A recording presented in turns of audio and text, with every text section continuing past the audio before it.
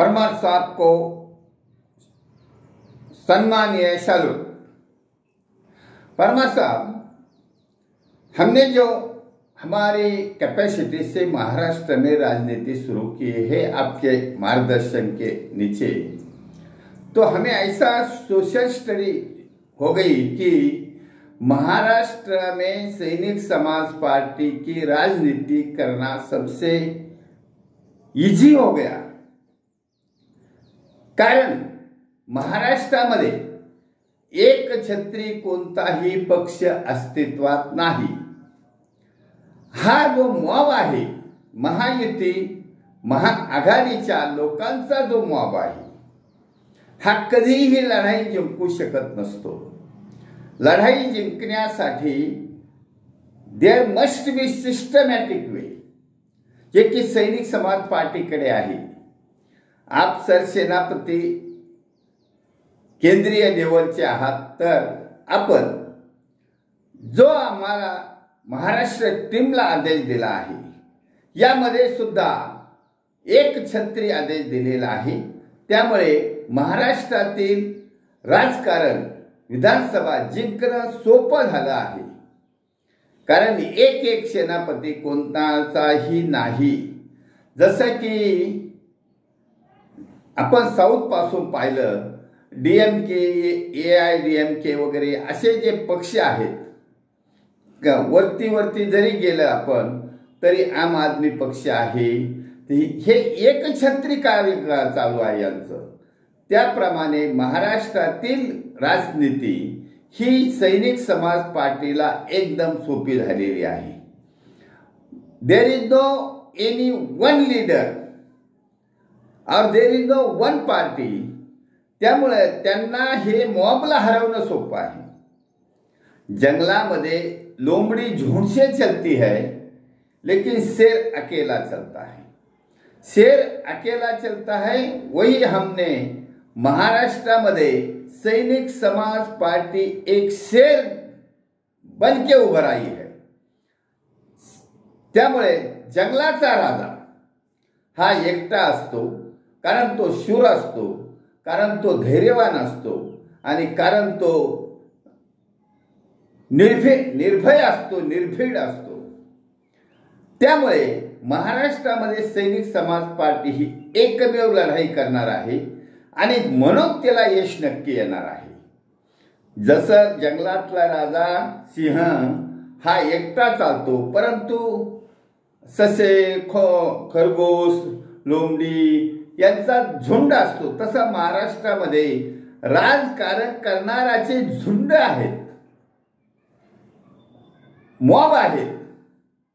ते महायुती महाआघाडीमध्ये कोणी सामील होतं, त्यामुळं काही एक अवघड नाही। महाराष्ट्रातली राजनीती सोपी झालेली आहे आणि सैनिक समाज पार्टीने जे अवलंबिलेले मुद्दे आहेत, एक अल्प खर्चात निवडणुका, एक छत्री कारभार, आकले चलो नीती आणि यामुळे भ्रष्टाचार मुक्त महाराष्ट्र आणि वंशवादी मुक्त महाराष्ट्र, या 5 तत्वामध्येच महाराष्ट्रातील जनता सैनिक समाज पार्टीला निवडून देणार आहे। ह्या 5ही मुद्द्यामध्ये अतिशय महत्त्वाचा जनहित लपलेला आहे, समाजहित लपलेला आहे, देशप्रेम ओतप्रोत भरलेला आहे। म्हणून महाराष्ट्रातील सिटीजन सोल्जर हा शेर आहे आणि तोच हा महाराष्ट्रातील राजकारण करू शकतो, कारण तो धैर्यवान आहे। आणि त्यामुळे महाराष्ट्रामध्ये सैनिक समाज पार्टीला तोड देण्यासाठी कोणीही नाही, व्यक्ती नाही आणि पक्ष पण नाही। आता जे जुन्या पद्धतीप्रमाणे काही सभा घेतात, काही संघटना असतात, काही आमच्या माजी सैनिक संघटना असतात वगैरे वगैरे, परंतु त्यांच्याकडे हे 5 मुद्दे नाही। 5 मुद्दे मी स्टडी आफ्टर थॉट तयार केलेले आहेत। हे 5ही मुद्द्यामध्ये महाराष्ट्रामध्ये सैनिक समाज पार्टीचं राज्य येणार म्हणजे येणार।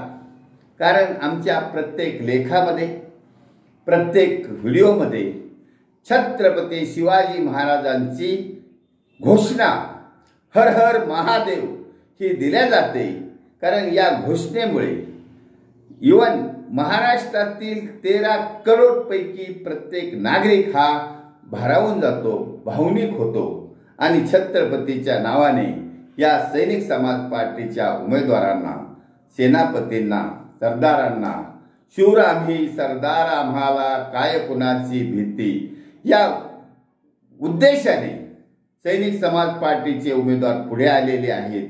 सर्व सरदार आहेत. आमदारकीचा शब्द कंसात ठेवला राहणार आहे. त्यामुळे सर्व सरदार 200+ सरदार निवडून येणार आहेत. कालच मला नागपूरवरून एका सज्जन व्यक्तीचा, x sergeant Bobde from Nagpur, मला फोन आला आणि त्यांनी थोडशा काही त्यांच्या प्रापंचिक अडचणी सांगितल्या. मी त्याच्यावर उपाय सांगितला की थांबून जमणार नाही. बीइंग ए एअरफोर्स पर्सन तुम्ही कॅपेबल आहात. सगळ्यात महत्त्वाचा मुद्दा की सैनिक समाज पार्टीकडे फंड द्यायला नाही, परंतु खर्च करायचा पण नाही. हा सल्ला काही सोपा नाही. हा आम समाजातील प्रत्येक नागरिकाला आमदार म्हणजे छत्रपतीचे सरदार बनवणार आहे. असे 200 आमदार, 200 सरदार निवडून येणार आहेत. त्यामुळे सैनिक समाज पार्टीचं हे व्यासपीठ आहे. महाराष्ट्र ही एक युद्धभूमी आहे. महाराष्ट्र एक व्यासपीठ निर्माण झाला आहे. म्हणून सैनिक समाज पार्टीचा विजय हा निश्चित झाला आहे.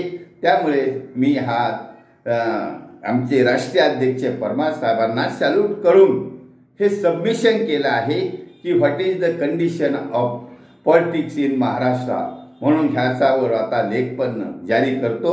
त्यामुळे सर्व महाराष्ट्रीयन जनतेचे आणि महाराष्ट्रीयन सिटीजन सोल्जरांचे पुन्हा एकदा सन्माननीय सॅल्यूट.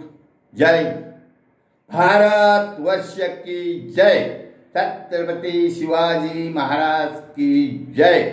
सैनिक समाज पार्टीचा महाराष्ट्रामध्ये विजय असो.